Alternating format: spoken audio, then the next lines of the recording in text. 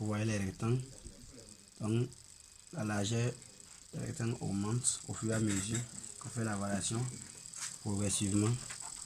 Ça s'augmente et on peut arrêter comme ça, vous allez voir. Vous voyez la largeur. On peut... En électronique, pour le bon fonctionnement de nos circuits, on a besoin de les alimenter avec un courant continu. Alors dans notre cas ici, on va vous présenter un variateur de tension qui varie la tension de 0 à 24 volts. Alors l'objectif de cette vidéo est ici de varier la vitesse d'un moteur à courant continu en utilisant ce variateur de tension. Alors en comparaison avec la voiture, vous voyez par exemple au fur et à mesure qu'on gaze, la voiture augmente de vitesse. Donc c'est la même chose ici. Donc notre variateur permet de varier la tension de notre moteur de sa valeur minimale à sa valeur maximale. Alors, comme vous le constatez, alors on a également ici un oscilloscope qui va nous permettre ici de mesurer ou bien de visualiser la tension, la courbe de la tension de sortie au borne de notre variateur. D'accord. L'oscilloscope a également une sonde qui va nous permettre de vérifier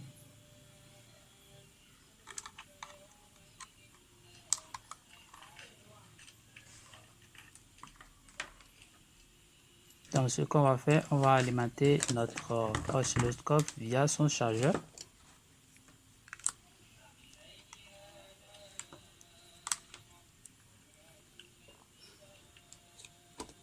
Une fois l'oscilloscope branché, on essaie de relier la sonde de notre oscilloscope aux sondes de notre variateur de vitesse.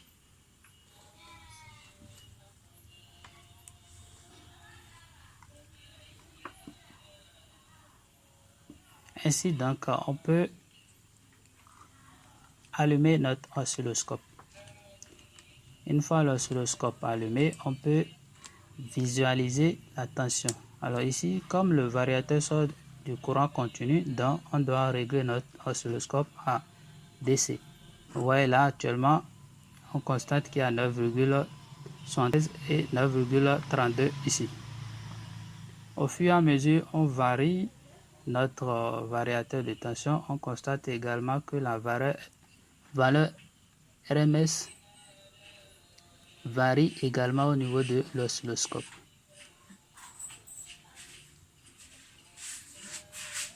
Alors pour un cas pratique, on va essayer de brancher un moteur courant continu pour voir comment la variation s'effectue.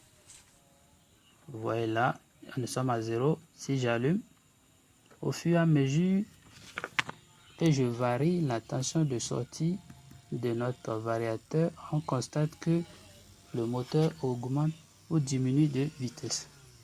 Alors dans cette vidéo, c'est ce qu'on va essayer de réaliser.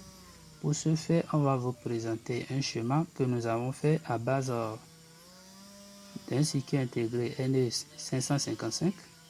Voici le schéma. C'est ce qu'on a câblé sur poteau bord et tester, voir ce que ça donne.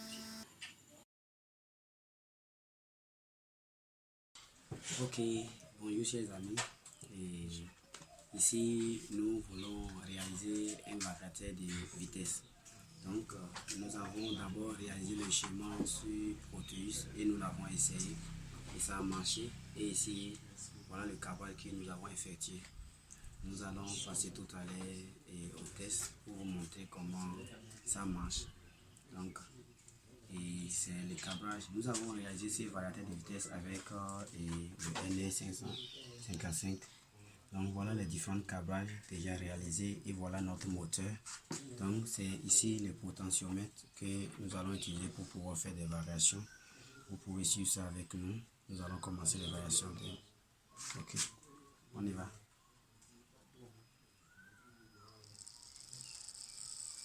Donc au fur et à mesure qu'on est en train d'agir sur le potentiomètre, vous voyez la vitesse du moteur s'augmente.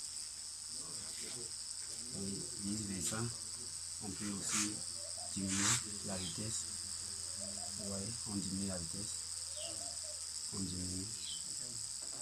diminue, et jusqu'à ce qu'on... Les amis, nous continuons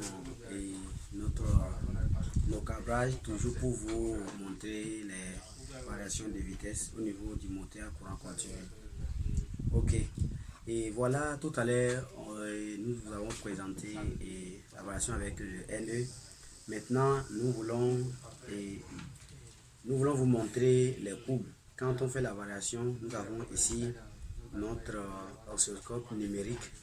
Voilà, c'est ici on a branché. Donc, nous allons vous montrer comment les courbes vont se présenter tout à l'heure. Voilà notre moteur toujours, ça ne va pas changer. Donc nous allons essayer de faire les variations. Ok, ici nous sommes à 0 et nous savons que notre signal ici normalement doit être rectangulaire. Vous voyez, nous sommes à 0, on observe une droite et justement des petites, comment dire, impulsions. Donc quand on va commencer la variation, on va observer la largeur des impulsions. On commence la variation progressivement. Oui, on y va. Vous voyez, ça, vous voyez les rectangles. Donc la largeur des rectangles augmente au fur et à mesure qu'on fait la variation progressivement. Ça se augmente et on peut arrêter comme ça, vous allez voir. Vous voyez la largeur. On peut zoomer.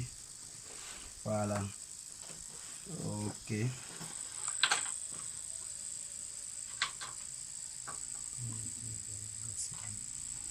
Ok les amis, merci beaucoup de nous avoir suivis. La valeur maximale c'est 10 volts. Merci de nous avoir suivis et nous reviendrons tout à l'heure pour autre module de variation de vitesse. N'oubliez pas de liker nos vidéos et de mettre j'aime, de vous abonner. Merci beaucoup à tous. Et bon, après l'explication de notre ami Josias, qui consiste, bon, il a expliqué le fonctionnement du variateur de vitesse du moteur à courant continu. Donc c'est ça, comment ça fonctionne avec le NE555 et tout. Maintenant, on a pensé à miniaturiser ça. Et donc on a imprimé une plaquette. Donc, et ça reçoit en entrée la tension d'alimentation et en sortie le moteur. Donc on reçoit les deux fils d'alimentation là et on relie le moteur là et le circuit est déjà imprimé sur la carte. Donc ça c'est exactement le même fonctionnement que ça. Donc quand je vais varier maintenant, vous allez constater, c'est le potentiomètre ça. Donc je varie petit à petit.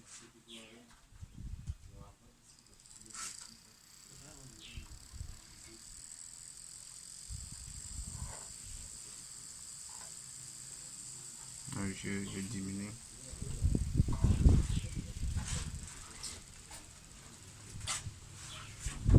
Et voilà le principe. Donc, il faut aussi préciser que sur la plaque, on a pensé à intégrer un afficheur 16 segments qui va afficher la tension en temps réel. Donc, lors de la variation, on est à 0 maintenant. Donc, quand on varie, ça va jusqu'à, vous voyez, jusqu'à la valeur extrême qui est 10,00. Maintenant, lorsqu'on rétrogaz le potentiomètre, on obtient la valeur minimale.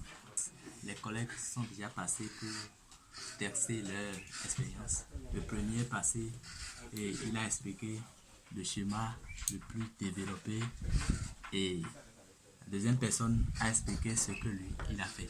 Maintenant, moi, je suis venu vous expliquer ce que moi j'ai fait. Le plus petit des choses. Voilà.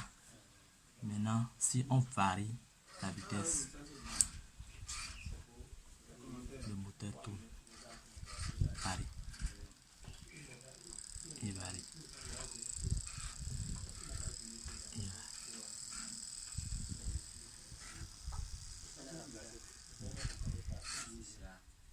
Là, tu es à 0. Maintenant, continue. Là, maintenant, je suis à 0. Oui. Si je continue, je varie. Je suis à sa valeur maximale. Ok. Et là, le Maintenant, moteur je tourne normal. ramène ça à 0. Ça va diminuer la vitesse.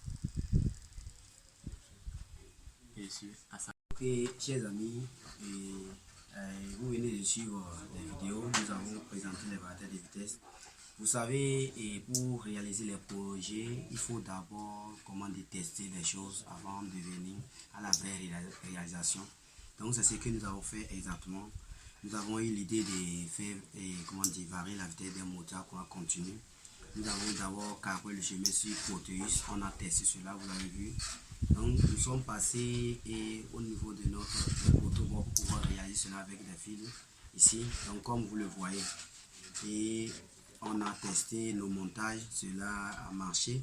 Donc voilà, nous voulons passer à la pratique. Il faut commercialiser ça. On ne peut pas commercialiser sous cette forme. Vous le savez très bien. Alors il faut penser à la réalité. Donc nous sommes passés de ce modèle de réalisation et nous sommes venus au niveau de ce modèle pour les grandes puissances. Donc voilà ce que Samuel venait de vous présenter. Ici c'est pour pouvoir faire la variation de vitesse au niveau des moteurs à courant continu un peu gros. Donc on utilise ça pour les tapis roulants ou les tapis de course au niveau des salles de gym. Donc voilà. Donc c'est la version un peu évoluée. Donc voilà, ici c'est le plus petit. Donc c'est le plus petit. Ici on peut l'utiliser pour des motopompes. Donc le motopompe c'est ça. Donc c'est tellement miniaturisé et on peut l'utiliser. Donc nous voulons vous dire que pour vos différents projets, passez toujours au niveau de Proteus et testez vos projets. Après vous pouvez aussi les réaliser sur les protoboards. Et après, pensez à réaliser cela pour pouvoir commercialiser. Donc, je vous remercie mes amis et à bientôt à tout moment. N'oubliez pas de liker notre vidéo et consulter toujours notre page pour pouvoir voir des nouveautés. Merci beaucoup. Abonnez-vous à tout moment.